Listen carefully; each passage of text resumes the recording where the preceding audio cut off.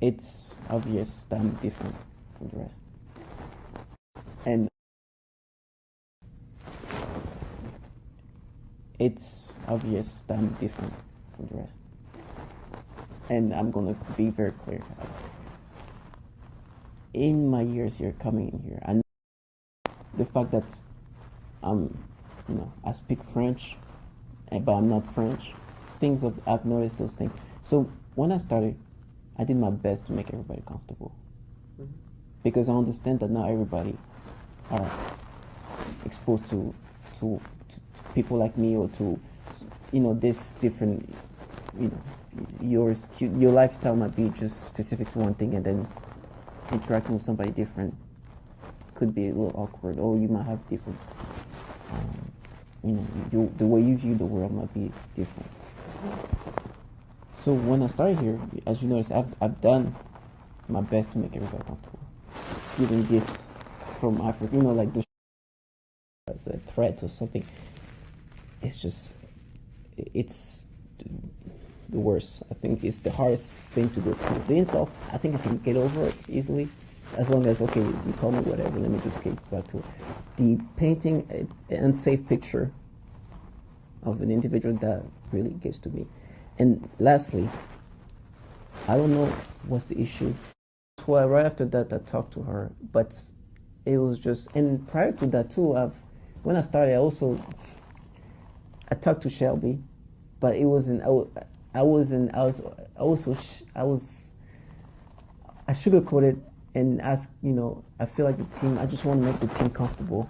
What should I do? So I made it seem like something was off with me. So what should I do to make everybody comfortable? And she advised me with the information I provided her. Is like, just have lunch with them. After days, try to involve yourself with that. And I tried that, and I noticed that that's not working. And now, the way I'm going about it is I rather isolate myself, put boundaries, because maybe when I started, my mistake was not putting boundaries early enough.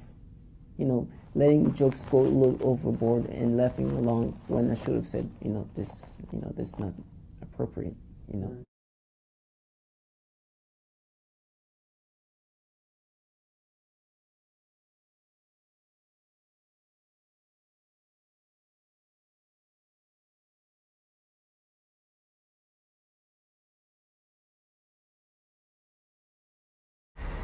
You know, um, at the end of the day, I've completely understood that who put me in this program, when I was put in this program, at least I have an idea when, but I know who put me in this program. It's very obvious, and this is a lot of psyop try to counter that. And it's sad because they're trying to make it noise, immigration noise, that. Try to come up with all the different stories to move away from the reality of who put me in this program. And now, like, perps are trying to involve, like, it's just so sad. But as much as they try to influence me to think otherwise, you just heard a little bit of me talking to my old employer. I knew that something was happening, and I even addressed the fact that this has been happening for a lot of years and just got worse and worse and worse. And finally, I decided to resign. And ever since then, things even got worse, right? And I knew when everything started, right? It started like 2014 or so, right? Or when I just started working there. That's when things started happening to me. It started to be settled, and then it got worse and worse and worse, and then boom, it exploded. And there was somebody who made it clear that you'll soon enjoy your last meal, do this and that. And now the perps are so pathetic because they hate the fact that I bring up reality. With me, I have these people who try to play this femme fatale, this psyop of, where are this group of women and we dare to go after you and this and that. When in reality, they are doing this to women and children. These people are doing these horrible things to not only me, but a lot of children and women. And I hear this childlike individual, obviously, with them, it's just so obvious. They create a fantasy. I hear this person's like, it's our murder. And you hear who's talking to you. It's like, you couldn't even murder yourself. I mean, these people are truly nothings. Now, if you're involved in my torture, I'm not gonna give you like, if you're involved in my death, if right now I get a heart attack and you press the button, I will never even think that this trash is the one who killed me. I will always think is this program that torture women and children is responsible for my death. Now, whoever they use to press the button, I heard literally children be involved in this. And now, would I be like, oh, this child, because he pressed that button, is the reason why I'm dead? Maybe technically because he pressed that button. But this child is just the reason why I'm dead is because there's a button to be pressed and anybody can press it. And so when I hear these bottom feeders that try to live that fantasy, it's, hell, they're gonna die. You can't even say Roy Moore. But no, it's our murder, it's our kill. No, the government is killing me just like it's killing a lot of women and children. And you work for that government that kills women and children. And just a bottom feeder. And I see that for reality. I see you for just a bottom feeder. I can never put that on you. You're just a nastiness. I put down for the program. I put that on the program that does these things to people. You just hate their reality. And the reason why they don't like this person, not even this person, this conversation I'm having there that you just heard, is because the employer is the reason why they can say Roy Moore. They are here saying Rod Moore, Roy, and they said, and that's because the employer who put in this program is a very conservative employer, and they're really not pushing the agenda of progressiveness, especially when it comes to women. Right? They're very conservative, and this PSYOP is supposed to be the opposite of that.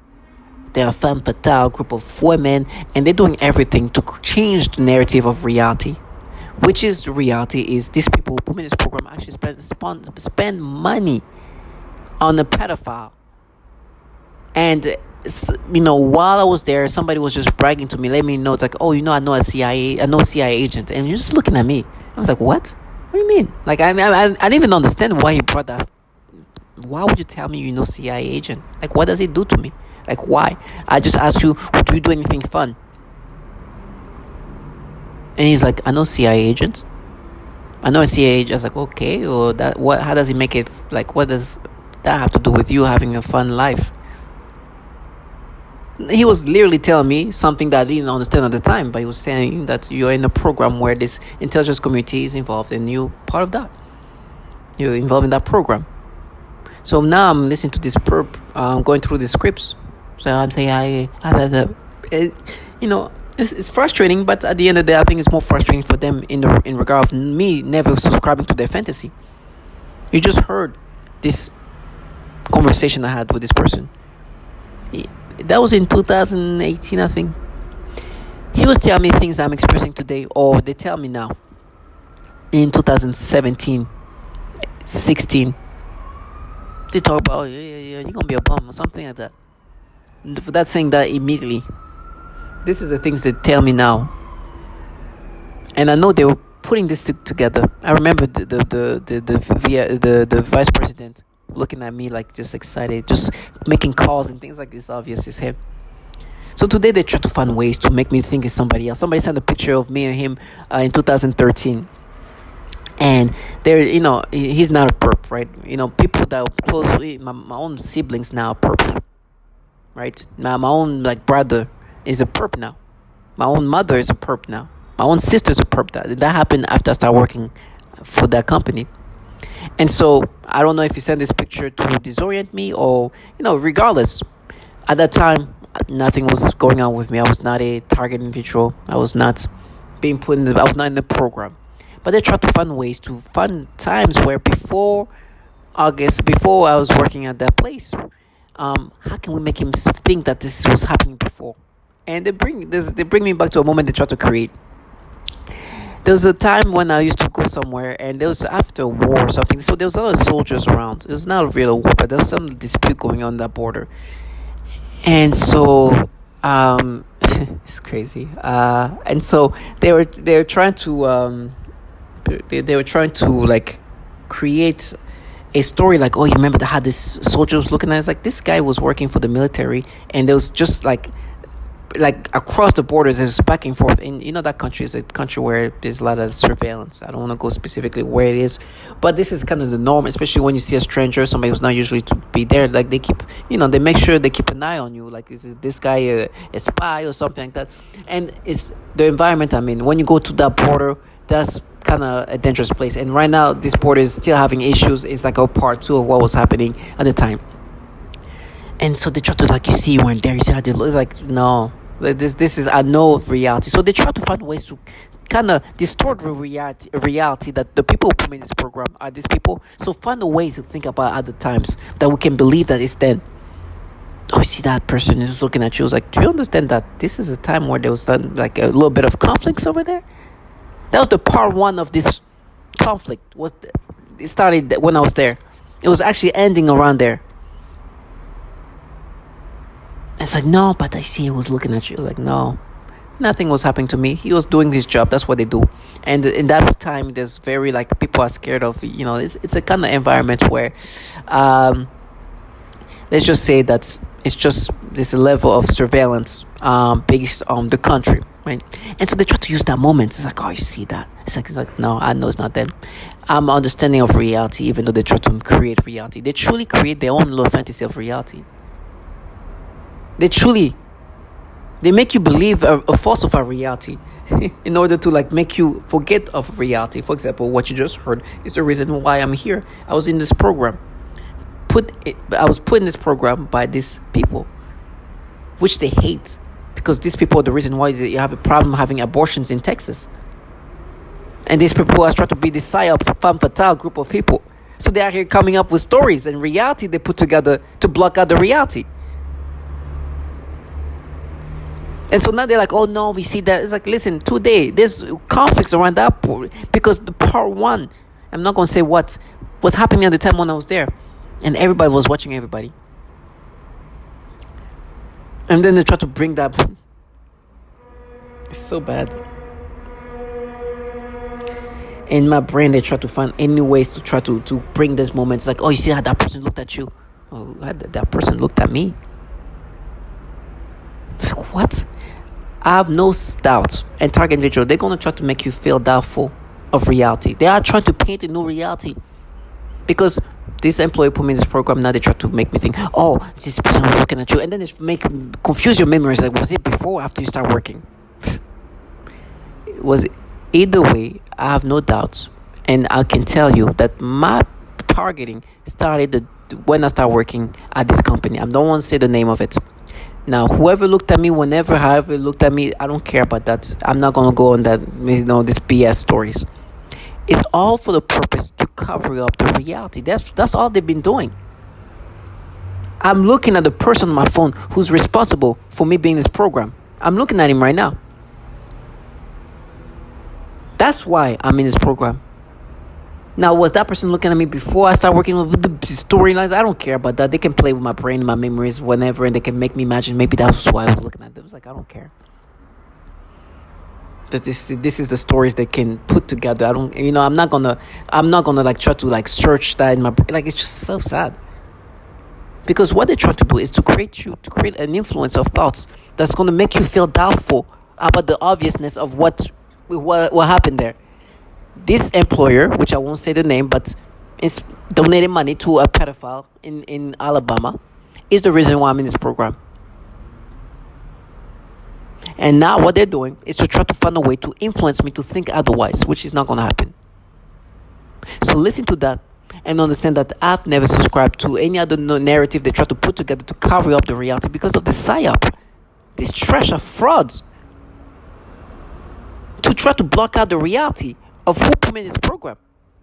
They are here making me imagine they looked at it. But see how he looked at it. She looked at it. When they really look at it, and they play with my memories. I'm not even going to entertain this retardation of thoughts because I know who put me in this program. I know what they're trying to do. To all my target individuals, listen. I'm going to play again this. This is the people that put me in this program. I don't need to these manipulations and try to influence me to think otherwise. It's not going to work. My brain might go there. I have no choice about that. But I know that this is who put me in this program.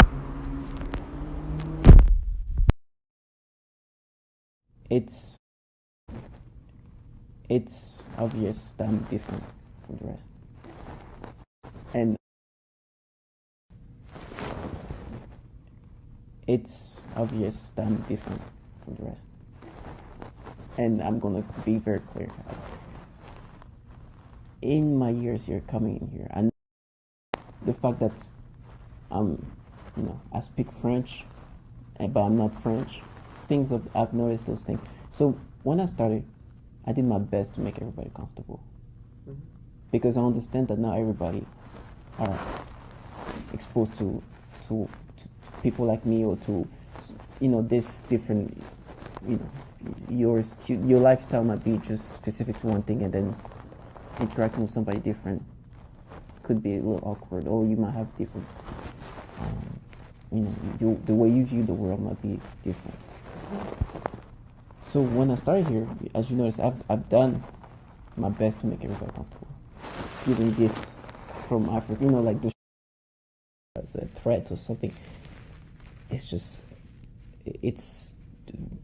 the worst. I think it's the hardest thing to go through. The insults, I think I can get over it easily, as long as, okay, you call me whatever, let me just get back to it. The painting an unsafe picture of an individual, that really gets to me. And lastly, I don't know what's the issue. Well, right after that, I talked to her, but it was just, and prior to that too, when I started, I talked to Shelby, but it wasn't. I sugarcoated and asked, I feel like the team, I just want to make the team comfortable. What should I do? So I made it seem like something was off with me. So what should I do to make everybody comfortable? And she advised me with the information I provided her, is that just, have lunch with them, do this, try to involve yourself with that. And I tried that, and I noticed that that's not working. And now, the way I'm going about it is I rather isolate myself, put boundaries, because maybe when I started, my mistake was not putting boundaries early enough. Letting jokes go a little overboard and laughing along when I should have said, this is not appropriate.